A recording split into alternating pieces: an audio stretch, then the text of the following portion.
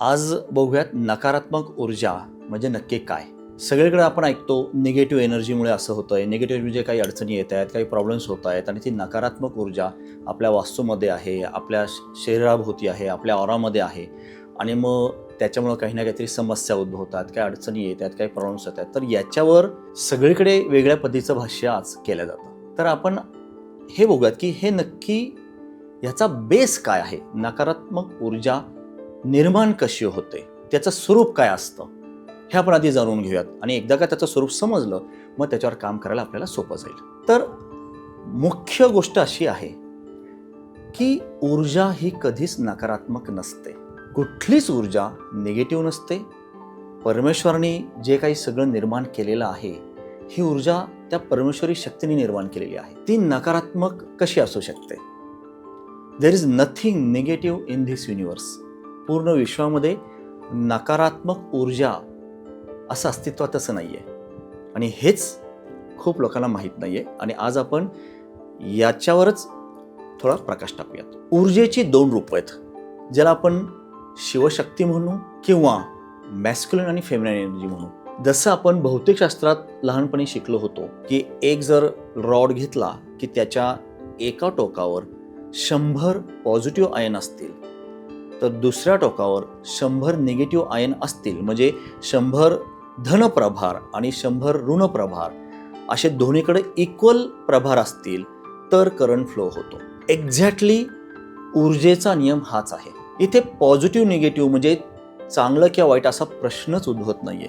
इथे फक्त एनर्जीची दोन रूपं आहेत, एकाच नाण्याच्या दोन बाजू. जसं दिवस आणि रात्र दोन्हीही इक्वल इम्पॉर्टंट आहे. त्यामुळे दिवस चांगला का वाईट किंवा रात्र चांगली का वाईट हा प्रश्नच चुकीचा आहे. त्याच पद्धतीनं ऊर्जा सकारात्मक का नकारात्मक हा प्रश्नच मूळतः चुकीचा आहे. कारण ऊर्जा ही कायम आपल्या कल्याणासाठीच असते. मग नकारात्मक ऊर्जा जे सगळं म्हणतात, निगेटिव्ह एनर्जी, निगेटिव्हिटी, ते कुठनं आलं, ते काय? तर तो फक्त एक समज प्रचलित झालेला आहे आणि तो वाढत वाढत गेलेला. याच्यात चूक कोणाचीच नाही. हे काही गोष्टी अशा समाजामध्ये पसरतात, बोलीभाषेत येतात आणि मग त्याचा एक कन्सेप्ट बनतो आणि सगळे त्याला फॉलो करायला सुरुवात करतात. तर मुख्यतः काय आहे, ऊर्जा ही सर्वत्र चांगल्या स्वरूपाची असते, फक्त तिची दोन रूपं आहेत. जसं मी मगाशी म्हटल्याप्रमाणे शिवशक्ती किंवा पुरुष आणि प्रकृती किंवा मॅस्क्युलिन आणि फेमिनाईन एनर्जी किंवा त्याला फा मा अशी एनर्जी सुद्धा म्हणतात. म्हणजेच थोडक्यात आपण जे महादेवाचं अर्धनारीश्वर रूप बघतो, एक्झॅक्टली ते ऊर्जेचं परिपूर्ण रूप, की त्यात एक स्त्री शक्ती पण आहे, पुरुष शक्ती पण आहे. आणि हे पुरुष प्रकृतीचं संवर्धन संपूर्ण विश्वामध्ये आहे. आणि ज्यावेळी असंतुलन निर्माण होतं तिथे सगळ्या गोष्टींमध्ये नकारात्मकता यायला सुरुवात होते. अजून एक कन्सेप्ट याच्याबरोबर मी सांगतो.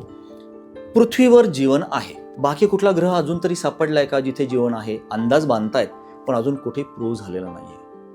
मग पृथ्वीवरच जीवन का आहे? तर ह्याचं एक सरळ सोपं उत्तर आहे, इथे ह्या ऊर्जेचं संतुलन आहे आणि त्याच्यामुळे आपण सर्वजण स्थिर आहोत. या क्षणी 1600 किलोमीटर/आवर या स्पीडनी पृथ्वी फिरते, आपणही फिरत आहोत. पृथ्वी स्वतःभोवती त्या स्पीडनी फिरते, ती सूर्याभोवती फिरते. संपूर्ण सौरमाला आपल्या गॅलेक्सीमध्ये आहे आणि आपली गॅलेक्सी पूर्ण ब्रह्मांडात फिरते. हा स्पीड साधारणतः कित्येक लाख किलोमीटर्स/सेकंद आहे. तरी सुद्धा या पृथ्वीवर, या ग्रहावर आपण एकदम स्थिर आणि शांत रिलॅक्समध्ये आहोत. उभे राहू शकतो, बसू शकतो, चालू शकतो. एकमेव रिझन ऊर्जेचं संतुलन. आता नकारात्मकता निर्माण कशी होते? तर निगेटिव्ह एनर्जी किंवा नकारात्मक ऊर्जा ही ऊर्जा नकारात्मक नसून ह्या दोन्ही प्रकारच्या ऊर्जेमध्ये निर्माण झालेल्या असंतुलनामुळे, मी पुन्हा रिपीट करतो, या दोन्ही ऊर्जांमध्ये जे असंतुलन निर्माण होतं आणि त्याचा जो प्रभाव असतो तो प्रभाव असतो नकारात्मक आणि त्याच्या परिणामांना आपण म्हणतो की ऊर्जा निगेटिव्ह आहे किंवा ही नकारात्मक ऊर्जा आहे. आणि प्रत्यक्षात सत्य असं आहे की ह्या संतुलनामुळे आपण त्याच्या प्रभावात येतो आणि त्या प्रभावामध्ये काया वाचा मनाने आपल्याकडनं काही अशा गोष्टी घडतात, असे कर्म घडतात की जे आपल्यासाठी किंवा आपल्या आजूबाजूच्या लोकांसाठी योग्य नसतात, हितावह नसतात आणि मग अशा वेळी असं म्हणलं जातं की त्या व्यक्तीवर नकारात्मक ऊर्जेचा प्रभाव आहे किंवा ती व्यक्ती निगेटिव्ह आहे. तर नकारात्मक ऊर्जा याच्या ऐवजी मी असं म्हणेन, ऊर्जेच्या असंतुलनामुळे झालेला जो परिणाम आहे किंवा तो प्रभाव आहे, तो प्रभाव नकारात्मक असतो. ऊर्जा नकारात्मक किंवा सकारात्मक नसते. ऊर्जा ही कायम कल्याणकारीच असते. आता त्याचे एक एक्झाम्पल आपण बघूयात. हे कसं, तर आता दूध पिणं हे चांगलंच आहे, दूध आरोग्यासाठी गरजेचं आहे, योग्य आहे. पण एखाद्या व्यक्तीने खूप प्रमाणापेक्षा जास्त दुधाचं जर सेवन केलं तर काय होईल? अपचन होईल. व्यायाम करणं, एक्सरसाइज करणं चांगलंच आहे, गरज आहे ती आजच्या काळाची. परंतु एखाद्या व्यक्तीने जर त्याच्या शरीराच्या क्षमतेपेक्षा जास्त एक्सरसाइज केला, जास्त वजन उचललं, तर काय होणार आहे? त्याचे काहीतरी विपरीत परिणाम होणार आहेत. म्हणजे इथे काय झालं, दूध खूप कमी घेतलं तरी कुठेतरी कमतरता येणार शरीरामध्ये काय आवश्यक मिनरल्सची, आणि दूध खूप जास्त झालं तरी सुद्धा कुठेतरी शरीरावर विपरीत परिणाम होणार. म्हणजे इथं काय झालंय, दूध घेण्याच्या प्रक्रियेत असंतुलन निर्माण झालं, तसंच व्यायाम करण्याच्या प्रक्रियेत असंतुलन निर्माण झालं.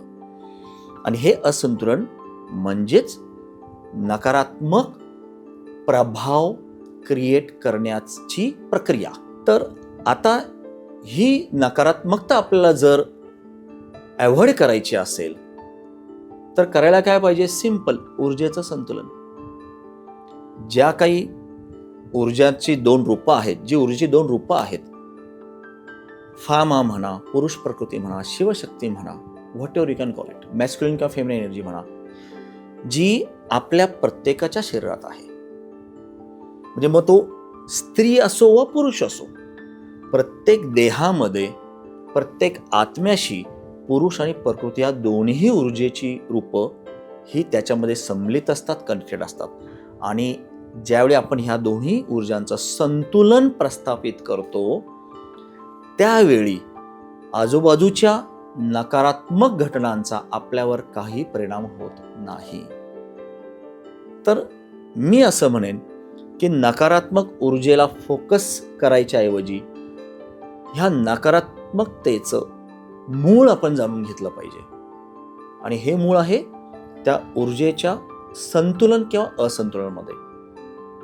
आणि आपण हे संतुलन प्रस्थापित केलं तर नकारात्मक ऊर्जा असं जे म्हणलं जातं ती नकारात्मकता निर्माण होणारच नाही. आणि आपण पुढच्या काही सेशन्समध्ये हे संतुलन कसं प्रस्थापित करायचं हे आपण जाणून घेऊयात.